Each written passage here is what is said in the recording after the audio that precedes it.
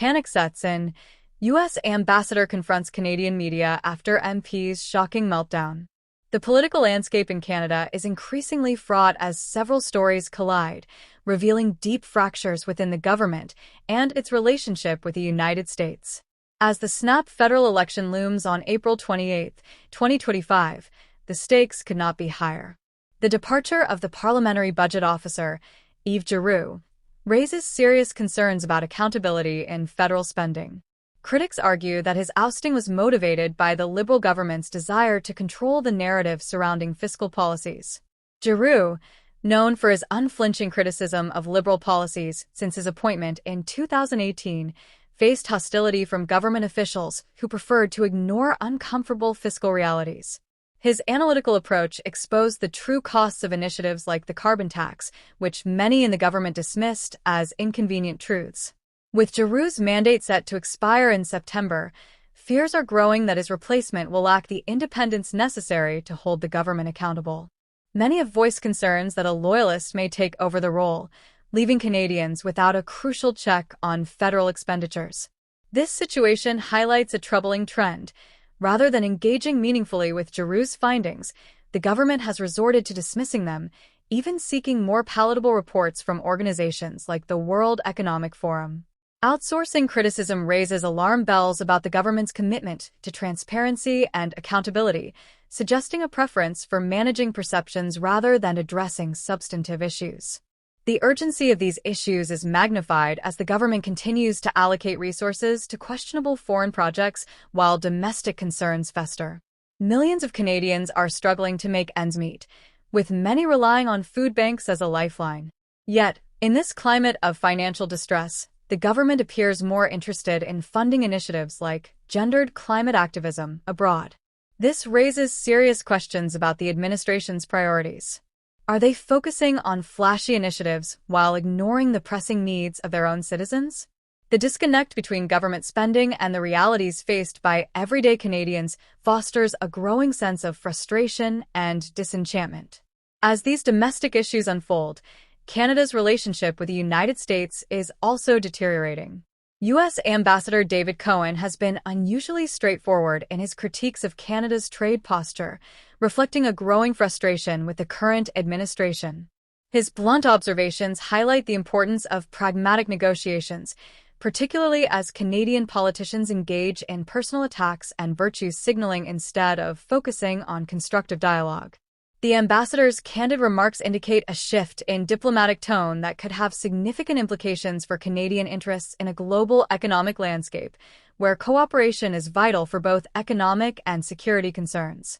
Former NDP MP Charlie Angus recently added fuel to the fire with a profanity-laden rant against a Maine senator who advocated for closer U.S.-Canadian ties. Angus's theatrical display underscores a broader sentiment of pettiness that risks undermining Canada's international standing.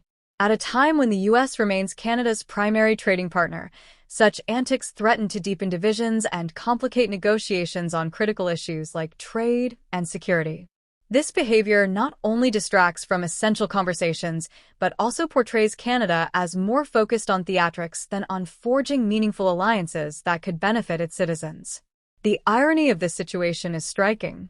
While Canadian media often frames U.S. policies as threats, the real risks may stem from Ottawa's own governance decisions.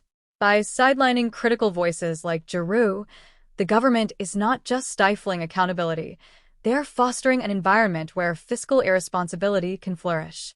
This disregard for oversight raises alarms about the long-term implications for Canadians who deserve transparency and responsible governance. As citizens grapple with the consequences of unrestrained spending, the lack of a watchdog only exacerbates concerns about the government's fiscal health. Moreover, the broader narrative of a government that prioritizes ideology over accountability is becoming increasingly evident. The Liberal administration's approach, characterized by lofty rhetoric and grand promises, often ignores the tangible outcomes that affect ordinary Canadians. As citizens grapple with financial hardships and rising costs of living, the government's focus on ambitious but unfulfilled initiatives raises serious concerns about its actual priorities.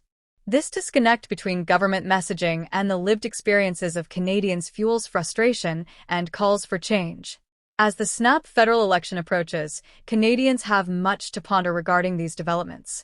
The political landscape is marked by discontent and distrust, prompting voters to yearn for a government that prioritizes accountability, fiscal responsibility, and genuine concern for the challenges facing everyday citizens.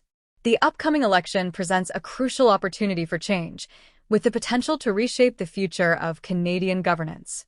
Voter engagement and informed decision-making will be essential in determining whether the current administration can maintain its grip on power or if a new approach is warranted.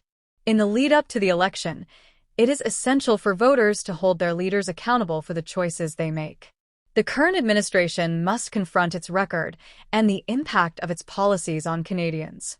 With many citizens feeling the pinch of economic instability, the need for a government that listens and responds effectively to their needs has never been more critical. As Canadians reflect on their choices, they must consider the implications of electing representatives who prioritize ideology over pragmatic solutions. As tensions rise both domestically and internationally, the necessity for a government capable of navigating these complexities becomes increasingly urgent. The upcoming election could serve as a referendum on the current administration's handling of key issues, forcing politicians to grapple with the consequences of their decisions. It's a pivotal moment that could redefine the relationship between the government and the people it serves. Citizens must demand a government that prioritizes their welfare and takes meaningful steps to address their concerns, rather than relying on slogans and empty promises. Ultimately, the convergence of these issues paints a sobering picture of a federal government that appears to be losing its grip on accountability and fiscal discipline. As the election date nears, Canadians must demand a government that is not only willing to listen but also committed to serving their best interests. The time for change is now, and the stakes have never been higher. In this critical juncture, the voices of citizens will determine the future direction of the country, underscoring the importance of informed voting and civic engagement. As Canadians head to the polls, they must do so with the conviction that their choices will shape not just their own lives, but the fabric of the nation itself.